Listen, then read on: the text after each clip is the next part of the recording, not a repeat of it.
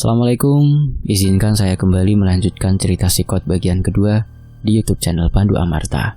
Langsung saja kita masuk ke bagian 2, psikot. Malam sudah mencapai puncaknya, tapi entah kenapa diriku ini tidak merasakan ngantuk sama sekali. Aku meninggalkan istriku sendiri di kamar. Dia sudah tertidur sangat lelap. Aku beranjak keluar dari kamar, lalu menuju ke teras rumah. Tak lupa aku mengambil rokok yang ada di atas meja ruang tamu. Sebelum keluar rumah, aku melihat jam sudah menunjukkan pukul 00.50. Kurang 10 menit lagi, sudah jam 1 malam. Malam itu lumayan dingin.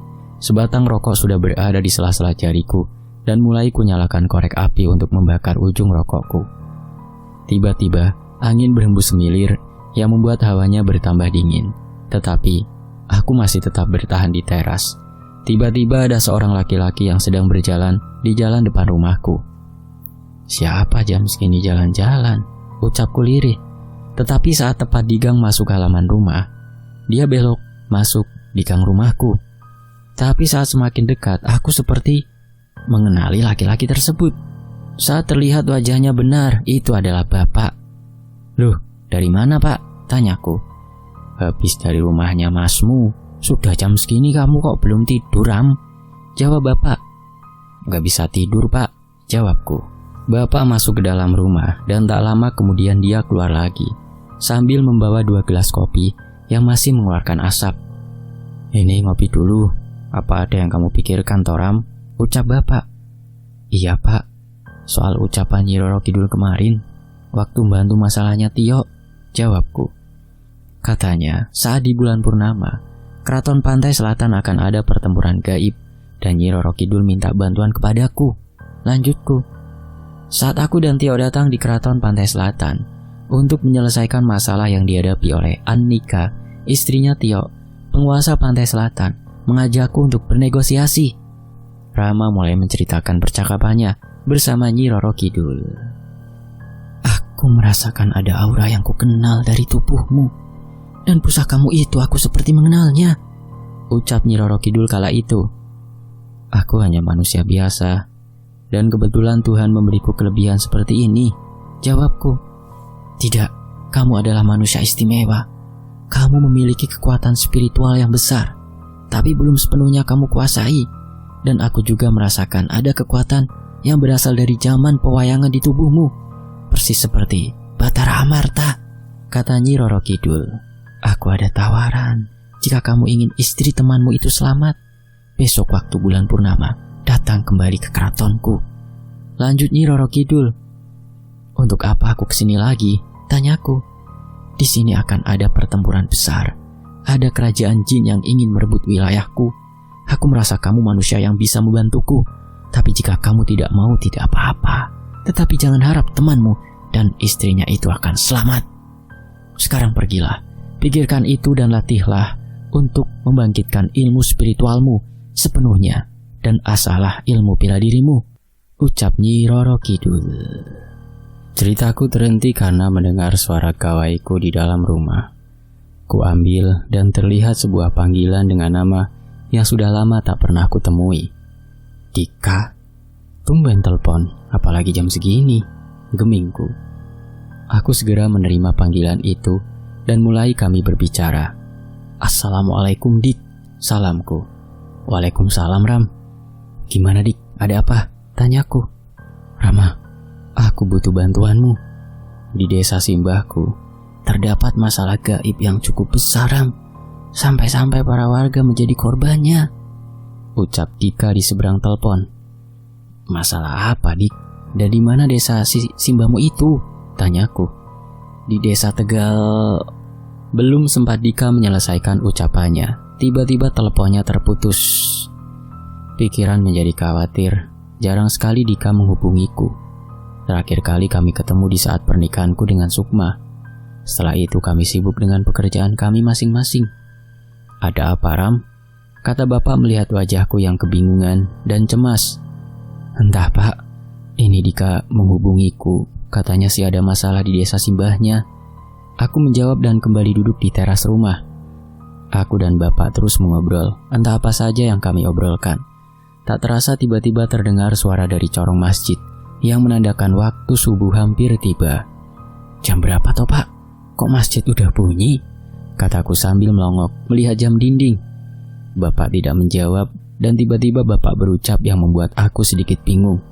"Rama, kamu harus segera menyusul temanmu itu. Dia sedang dalam bahaya," kata Bapak. Di ujung malam yang dingin itu, pikiranku dibuat bingung apa yang terjadi sebenarnya dan apa yang dialami Dika. Aku menghela nafas panjang. Baru 2 minggu, aku menghadapi sosok Puto yang membuatku hampir kehilangan nyawa. Dika, sahabat lamaku yang tiba-tiba menghubungiku, entah apa yang terjadi dengannya. Untuk menenangkan pikiranku, aku dan Bapak melakukan sholat subuh. Aku melakukan meditasi. Batinku terus berucap memuji Sang Pencipta untuk meminta petunjuk apa yang harus kulakukan. Di penglihatanku, aku mendapati seorang nenek-nenek yang berdiri di tengah jalan sambil menangis dan berucap lirih.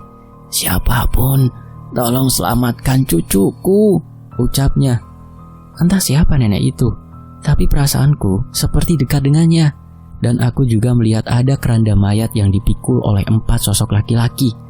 Di dalam keranda itu ada seorang laki-laki. Dia berteriak meminta tolong, tetapi tidak ada seorang pun yang berani menolongnya. Para warga hanya mengintip dari rumah masing-masing. Aku yang melihat itu berusaha mengejarnya saat sudah dekat. Ternyata yang di dalam keranda tersebut adalah Dika, sahabat lamaku. Aku mencoba menghentikan keempat sosok itu, tetapi mereka terus berjalan dan menembus tubuhku. Aneh, sungguh aneh sekali. Aku mulai membuka mataku. Tak terasa badanku sudah basah dengan keringat. Nafasku ngos-ngosan, jantungku berdetak sangat kencang. Sepertinya Dika memang dalam bahaya, gemingku. "Kamu kemarin sudah dikasih tahu sama Mansur kan? Jika kamu ingin melatih ilmu bela diri kamu berlatihlah sama teman bapak itu," kata bapak dari belakang. Mendengar bapak yang tiba-tiba berucap, aku langsung berpikir, apa desa yang dimaksud Dika adalah desa Tegal Arum?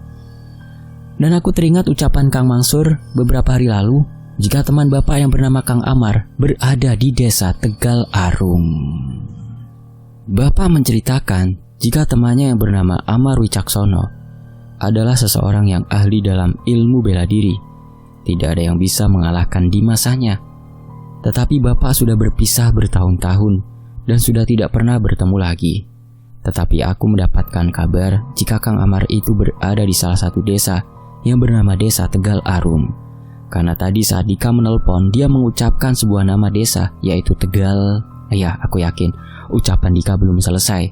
Dan di kotaku ini, nama desa yang diawali dengan kata Tegal hanya ada satu, yaitu Tegal Arum.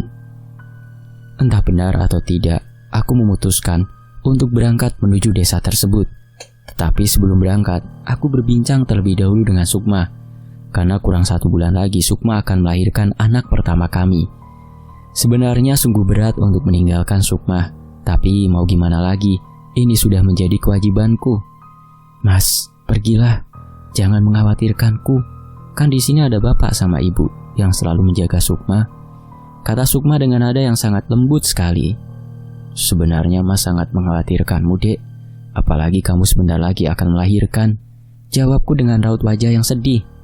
"Tenang saja Mas, istrimu akan baik-baik saja." Dengan berat hati aku meninggalkan istriku yang sedang hamil tua. Sebelum berangkat tak lupa aku selalu menyelipkan kerisku di pinggang. Dengan keyakinan yang mantap, aku berangkat menuju desa Tegal Arum. "Bismillah. Dika, tunggu kedatanganku," gemingku lirih. "Aku usahakan masalah ini cepat selesai, biar aku bisa menemanimu lahiran, Dek," ucapku pada Sukma. Ku kecup kening Sukma dan aku mulai perjalananku. "Dika!" Terdengar suara seorang wanita yang memanggil-manggil nama Dika. Dia yang sedang menelpon temannya pun celingukan mencari sumber suara yang memanggil namanya tersebut. "Di desa Tegal," ucap Dika belum sempat selesai. Dia langsung diperlihatkan dengan 4 sosok orang yang sedang memikul keranda mayat. Dika mengira itu adalah para warga. Dia pun menutup teleponnya dan berjalan menghampiri keempat sosok tersebut. Aneh, sungguh aneh. Sosok-sosok tersebut menoleh secara bersamaan ke arah Dika. Dengan pandangan yang gelap, sambil berjalan, Dika melihat mata salah satu orang tersebut. Tapi anehnya, kesadaran Dika tiba-tiba hilang. Dia seperti terhipnotis. Saat sudah di dekat orang tersebut, keranda diturunkan dan dibuka. Tetapi tiba-tiba Dika masuk dan berbaring di keranda tersebut. Jangan ambil cucuku!" ucap Mbah Piah yang baru saja keluar dari rumah. Keempat sosok tersebut kembali mengangkat keranda itu dan mulai berjalan. Ucapan Mbah Piah diabaikan begitu saja. Dengan tergopoh-gopoh, Mbah Piah berusaha mengejar sosok pemikul keranda tersebut. Mbah Piah tidak bisa menahan tangisnya. Dia menangis di tengah-tengah jalan, dan kemudian muncullah seorang wanita dengan anggun berjalan mengikuti dari belakang keranda tersebut. "Sikot, kenapa? Kenapa kau mengambil cucuku? Dia tidak bersalah, dia tidak tahu apa-apa," ucap Mbah Piah dengan suara seraknya. Sikot pun menoleh ke arah Mbah Piah dengan muka yang anggun, tetapi dengan sekejap berubah menjadi sangat mengerikan. Mbah Piah pun terjatuh terduduk lemah. Sosok-sosok mengerikan tersebut menghilang di telan gelapnya malam. Mbah Piah masih meratapi Dika di pinggir jalan. Tak ada satupun yang berani keluar rumah. Mereka hanya mengintip dari jendela rumah mereka masing-masing. Cukup lama Mbah Piah berada di jalan tersebut hingga ada dua pemuda yang membantunya. Dua pemuda itu adalah Abirama dan Dewantara. "Ada apa, Mbah? Kenapa Mbah bisa sampai begini?" tanya Abirama. "Sikot membawa cucuku," jawab Mbah Piah lemah. "Mas Dika dibawa Sikot?" ucap Abirama kaget mendengar kata Mbah Piah. Abirama menoleh kepada Dewantara, tetapi Dewantara hanya menggelengkan kepalanya, dan mereka berdua membawa Mbah Piah masuk ke dalam rumahnya terlebih dahulu dan menenangkan Mbah Piah. "Tidak, Bi, kita tidak bisa melawan Sikot hanya dengan ilmu bela diri kita," ucap Dewantara. "Mau gimana lagi, Wak? Kita harus menyelamatkan Mas Dika," balas Abi. "Jika kita nekat, kita sendiri yang akan mati. Kang Roji aja yang sebagai guru kita, dia tidak bisa melawan Sikot," jawab Dewantara lagi. Abirama sangat sedih karena dia tidak bisa berbuat apa-apa. Yang mereka bisa hanya menjaga para warga untuk tidak berkeliaran saat malam hari. Dan jika ada warga yang dibawa Sikot, mereka hanya bisa pasrah. Terlihat sebuah warung yang berada di pinggir persawahan. Warung tersebut berdiri sendiri, tidak ada bangunan selain warung itu. Aku tepikan sepeda motorku dan kuparkirkan di depan warung tersebut. Ada seorang laki-laki yang sudah lumayan tua yang sedang menyapu, dan di dalam warung hanya ada satu pelanggan yang sedang minum segelas teh dan sebatang rokok di tangannya. "Monggo, Mas," ucap laki-laki yang sedang menyapu tersebut. Dia menyambutku dengan ramah. "Nggih, Pak. Kopi hitamnya satu ya, Pak?" jawabku dan memesan secangkir kopi padanya. Tidak lama bapak tersebut sudah mengantarkan kopi pesananku. Aku duduk di dekat seorang kakek di sebelahku. Aku pun menyapanya dengan anggukan kepala dan senyum sopan. "Mau kemana, Mas?" tanya kakek tersebut. "Ini, Mbah, mau ke desa Tegal Arum," jawabku. Kakek itu hanya mengangguk-anggukan kepalanya saja. "Kalau ke sana jangan sampai kemalaman, Mas," katanya sambil meminum tehnya. "Memangnya kenapa, Mbah?" tanyaku penasaran. Dia tidak langsung menjawabnya. Aku berpikir dia tidak mendengar pertanyaanku. Tak lama dia berdiri dan beranjak pergi. Tetapi sebelum pergi, dia ada kata-katanya yang membuatku merinding. "Jika kamu kenapa-kenapa, tidak ada yang mau membantumu di sana," ucapnya dan langsung pergi meninggalkanku. Aku tidak mengerti apa yang dimaksud kakek tersebut. Tidak terlalu kupikirkan perkataan kakek tersebut. Lebih baik aku menikmati istirahatku dan kuhabiskan kopi yang kupesan. "Ini, Mas, gorengannya," ucap pemilik warung tadi. "Loh, Mas, di mana kakek tadi?" lanjutnya dengan ekspresi kaget. "Sudah pergi, Pak. Memangnya kenapa?" tanyaku. "Dia belum bayar, Mas," jawab pemilik warung. "Memangnya apa saja, Pak? Biar saya aja yang bayar," kataku. Aku mengeluarkan beberapa lembar uang berwarna biru, lalu kukasihkan kepada pemilik warung. Saat mau diambilkan kembalian, aku segera menolak dan beranjak pergi meninggalkan warung tersebut. Terlihat bapak pemilik warung hanya menggelengkan kepalanya. Aku mulai melanjutkan perjalananku. Cukup lama sekali aku di perjalanan, tetapi aku sangat menikmatinya. Karena rutenya melewati hutan-hutan, jadi suasananya sangat sejuk dan segar. Tak terasa matahari sudah berada di ujung barat. Aku melihat gubuk kecil di pinggir hutan tersebut. Kaki kananku bergerak menginjak rem, dan laju motorku mulai melambat. Aku berhenti di gubuk tersebut. Di dalam tas terdapat sebotol air. Lalu kukeluarkan untuk menyucikan tubuhku ini dan aku melakukan kewajibanku terhadap Tuhan Yang Maha Esa. Dengan perlahan matahari menyembunyikan dirinya, suara serangga malam mulai terdengar. Hawa dingin mulai merasuk ke tubuh. Langit sudah gelap, bintang-bintang menghiasi langit. Suara serangga malam menambah suasana menjadi tambah mistis.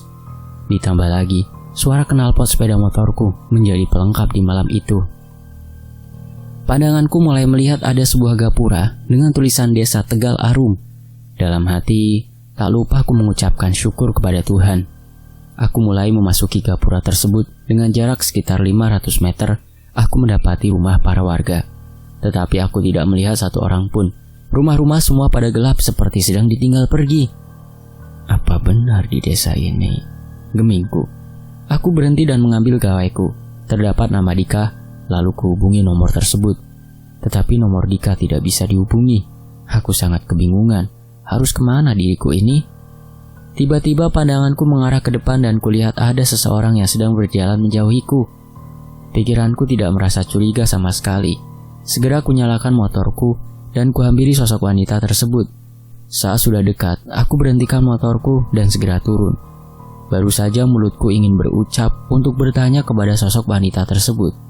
Tiba-tiba ada orang yang menarik tanganku dan membawaku menjauhi sosok wanita tersebut. "Siapa kamu?" teriakku. Saat sudah menjauh dari wanita tersebut, aku melihat orang yang menarikku tersebut ternyata adalah seorang pemuda yang seumuran denganku. "Mas ini dari luar desa ya?" Bukannya menjawab pertanyaanku, dia malah memberi pertanyaan balik kepadaku. Aku sedikit kesal terhadap pemuda tersebut. Entah apa maksud dari pemuda itu, aku juga tidak tahu. Tetapi aku baru paham saat tangan pemuda itu menunjuk kepada sosok wanita tersebut. "Aku paham maksudmu sekarang, Mas. Siapa sosok wanita itu?" tanyaku lagi. "Dia adalah wanita yang sangat berbahaya, Mas. Jika sampean menatap matanya, sudah dipastikan kamu tidak akan selamat, Mas," ucapnya. "Mas ini siapa kalau boleh tahu? Apa Mas juga tinggal di desa sini?" ucapku. "Saya Abirama, Mas. Benar, saya juga tinggal di desa sini, Mas," jawabnya. "Namanya hampir sama dengan namaku, Mas. Aku juga ada ramanya, Mas," kataku. Saking asiknya mengobrol, hingga kami melupakan sosok wanita tadi. Tetapi tiba-tiba sosok wanita tersebut berada di belakang pemuda yang menolongku itu. Wanita itu menatapku, tetapi aku mengalihkan tatapanku. "Mas, jangan bergerak. Wanita itu berada di belakangmu," ucapku sambil menatap matanya pemuda tersebut. "Kamu yang benar, Mas," ucapnya panik. Aku tidak ingin mengambil bertindak gegabah. Aku belum tahu siapa sosok wanita itu dan seberapa bahayanya. Aku mengajak pemuda itu untuk lari dan menaiki sepeda motorku. Sosok wanita itu tertawa mengerikan. Lihat kami berdua lari terbirit-birit. Pemuda itu kubonceng dan dia mengarahkanku untuk menuju ke musola yang berada di samping jembatan. Di musola tersebut ada dua orang laki-laki yang sedang mengobrol santai. Melihat ada suara sepeda motor yang datang, mereka berdua langsung berdiri menyambutnya. "Abi, siapa lagi yang kamu bawa ini?" tanya pemuda satunya. "Pendatang lagi, Wak," jawabnya. "Sini, Mas, duduk dulu, istirahat dulu," kata orang yang sudah berumur. "Baik, Pak. Terima kasih ya sudah membantu saya," ucapku sesopan mungkin. Malam itu sebenarnya belum terlalu malam. Saat aku melihat jam ternyata masih sekitar pukul 9 malam. Sepanjang perjalanan dari awal melihat rumah warga, aku melihat orang hanya ketiga laki-laki tersebut. Sebenarnya sangat penasaran sekali diriku, tapi untuk sementara, aku simpan terlebih dahulu. Sedikit diinterogasi oleh laki-laki yang cukup berumur, karena dilihat dari mukanya seumuran dengan bapakku. "Masnya ini sebenarnya ada urusan apa datang ke desa ini?" tanya laki-laki tersebut. "Begini, Pak. Panggil saja aku Kang Chandra," ucapnya memotong perkataanku yang belum selesai. "Iya, Kang. Jadi begini, saya itu kemarin dihubungi sama teman saya. Katanya dia lagi ada masalah di desa simbahnya. Katanya masalah tentang hal gaib," jelasku. "Memang nama desanya apa, Mas?" tanya pemuda satunya. "Belum jelas, Mas. Tapi yang saya dengar itu hanya Tegal gitu, Mas," jawabku. "Oh iya, sampai lupa. Perkenalkan, nama saya Rama Amarta, Kang Mas. Lanjutku. Oh, ada beberapa desa, Mas, dengan nama yang awalannya Tegal. Memangnya nama teman Mas siapa? Tanya Kang Chandra. Nama teman saya Dika, Kang, jawabku sambil membakar rokok. Mendengar nama Dika, mereka kaget. Pandangan mereka seperti bertanya-tanya. Apa Dika cucunya Mbah Piyah, Mas? Tanya Abirama. Aku membuka tasku dan mengambil sebuah foto yang dimana di dalamnya terdapat 4 orang yang sedang berpose di tengah-tengah hutan. Yang ini loh anaknya, ucapku sambil memperlihatkan foto Dika. Benar, Mas, ini cucunya Mbah Piyah, ucap pemuda yang bernama Dewa. Tapi mereka tiba-tiba menunjukkan muka yang sedih. Entah kenapa dan apa yang terjadi, mereka tidak menceritakan apa-apa tentang Dika. Malam semakin larut, hawa dingin semakin menusuk kulit. Kami berempat mengobrol kesana kemari, dan aku hanya dominan mendengarkan cerita mereka. Tetapi tiba-tiba telingaku mendengar suara yang sangat familiar, seperti orang yang sedang membaca kalimat tauhid. Tetapi sangat cepat seperti sedang mengantar jenazah ke pemakaman. La ilaha illallah, terdengar sangat cepat. Entah kenapa bulu kuduku mulai berdiri, sekujur tubuh merinding. Tapi mereka bertiga seperti tidak mendengar apa-apa. Mas, Kang, apa kalian tidak mendengar suara itu? Tanyaku. Mereka tidak menjawab, hanya menggelengkan kepalanya. Mereka bertiga seperti sedang ketakutan. Tapi aku yang sangat penasaran, berdiri dan berjalan ke arah jalan untuk mencari sumber suara itu. Mas, jangan dicari, Mas, ucap Mas Dewa. Benar, Mas, jika Masnya melihat sumber suara itu, sudah pasti tidak akan selamat, Mas, seperti teman Masnya. Lanjut Abirama. Semakin lama semakin mendekat suara tersebut. Abirama, Dewantara, dan Kang Chandra segera masuk ke dalam musola. Mas Rama, ayo segera masuk, Mas, teriak Abi yang sudah berada di dalam musola. Bukannya masuk, tapi aku malah berjalan ke arah lain. Jangan, Mas, jangan, Kang Chandra berteriak. Dan benar, dari arah barat ada sosok yang sedang memikul keranda mayat, dan ada sosok wanita yang memimpinnya. Ketiga orang tadi segera menutup pintu musola dan menguncinya. Lampu musola segera dimatikan, hanya tinggal aku sendiri yang berada di luar. Mereka mengintipku dari dalam musola. Sempat merasakan gentar diriku ini, tetapi saat sosok-sosok itu mulai mendekat, keris yang berada di pinggangku bergetar, merespon kedatangan mereka. Aura yang dipancarkan sosok wanita begitu besar. Bibirku merapalkan ajian penguat raga, dan rasa takutku perlahan mulai hilang. Sosok-sosok itu berhenti tepat di depanku. Tatapan mereka dingin, raut wajah mereka memancarkan rasa dendam yang mendalam.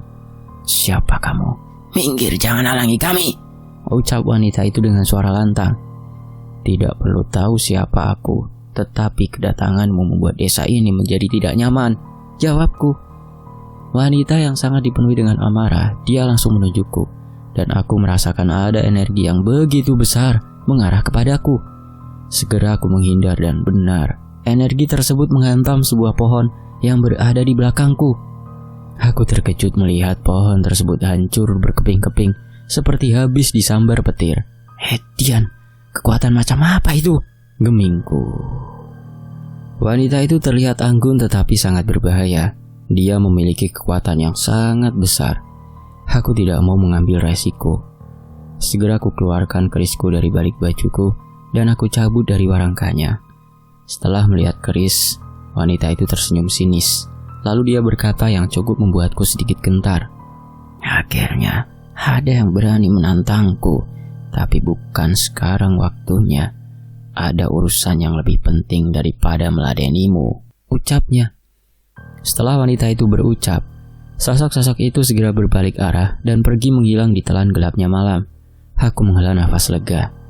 Mas, Kang, silakan keluar. Mereka sudah pergi, panggilku. Mereka bertiga segera keluar dan menghampiriku. Mereka bertiga terkejut melihatku tidak terjadi apa-apa.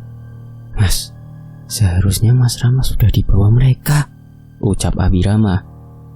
Masnya ini sebenarnya siapa? Tanya Kang Chandra. Aku mengajak mereka untuk kembali ke musola, dan aku menceritakan siapa diriku sebenarnya. Saya itu cuma manusia biasa, Mas. Tapi Tuhan memberiku kelebihan seperti ini. Jadi secara tidak langsung saya mempunyai tanggung jawab untuk membantu siapa saja yang mengalami masalah seperti ini, jelasku. Kalau boleh tolong, antar saya ke rumah simbahnya Dika, Mas, lanjutku. Baik, Kang. Tapi Mas Dikanya tidak ada di rumahnya, Mas, jawab Abirama. Lah, memangnya kemana Dika, Mas? Nanti aja, Mas Rama, biar simbahnya Mas Dika sendiri yang menjelaskan, ucap Kang Chandra. Kubereskan barang-barangku, dan kami berempat berjalan kaki menuju rumah simbahnya, Dika, yaitu Mbah Piah. Sepeda kutinggalkan di musola. Dari musola ke rumah simbahnya Dika cukup lumayan jauh. Desa tersebut benar-benar sunyi, senyap, sepi.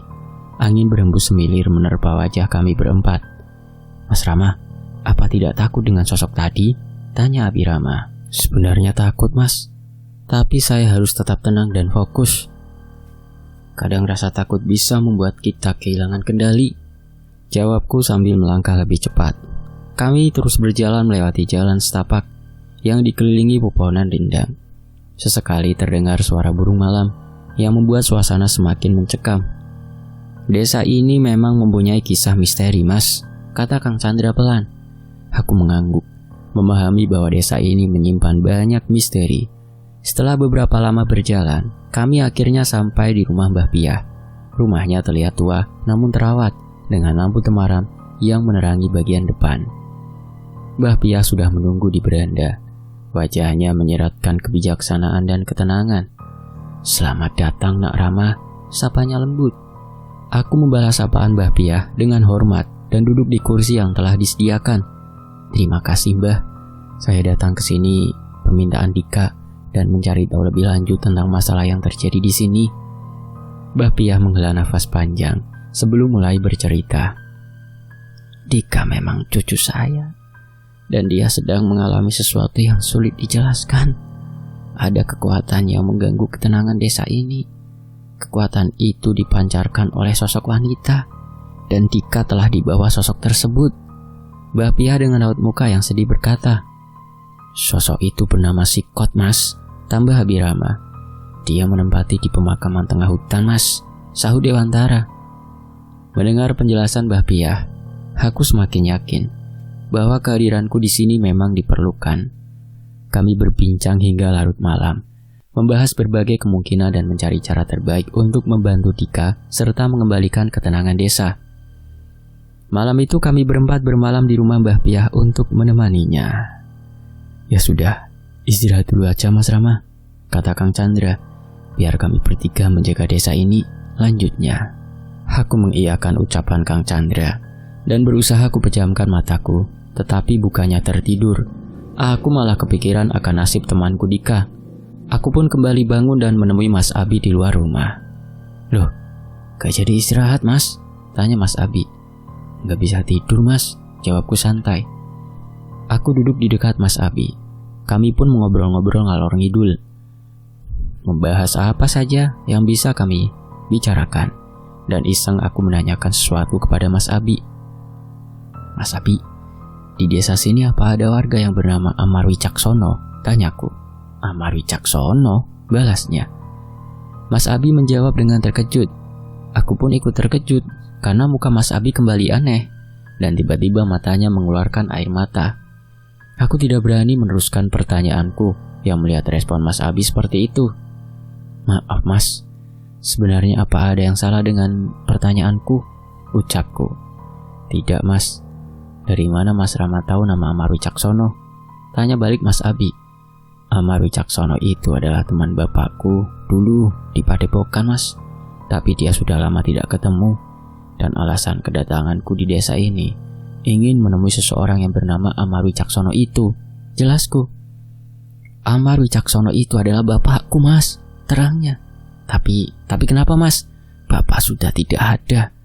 Beliau sudah meninggal sangat lama, jelasnya. Mendengar itu, aku menjadi tidak enak kepada Mas Abi. Tapi di sisi lain, aku juga merasa kecewa jika yang dikatakan Mas Abi itu benar. Kualihkan pembicaraan kami supaya Mas Abi tidak berlarut di kesedihannya. Mas Dewantara sama Kang Chandra kemana mas? Alihku. Mereka sedang keliling Mas Ram, jawabnya. Aku menjadi bingung mau membicarakan apa kepada Mas Abi, karena raut muka Mas Abi tetap memancarkan kesedihan. Tetapi tiba-tiba menanyakan sesuatu. Mas Rama, memangnya Mas ada urusan apa dengan bapakku? Ucap Abi seperti itu. Saya ingin belajar ilmu bela diri mas, untuk mengasah kemampuan saya. Karena di bulan purnama nanti akan ada kejadian yang cukup mengerikan di Pulau Jawa, terangku. Memangnya akan ada kejadian apa mas? Tanyanya penasaran. Ada sebuah perang gaib yang mengancam keseimbangan alam mas, jawabku. Nanti tanya saja sama Pak Lek Chandra mas, dia adalah adik dari bapakku, ucap Mas Abi lagi. Kami berdua mengobrol hingga sampai matahari terbit. Satu malam penuh tidak memejamkan mata sama sekali. Tetapi Dewantara dan Kang Chandra tidak kunjung kembali ke rumah Mbah Pia. Mas Abi pamit untuk pulang karena dia harus bekerja.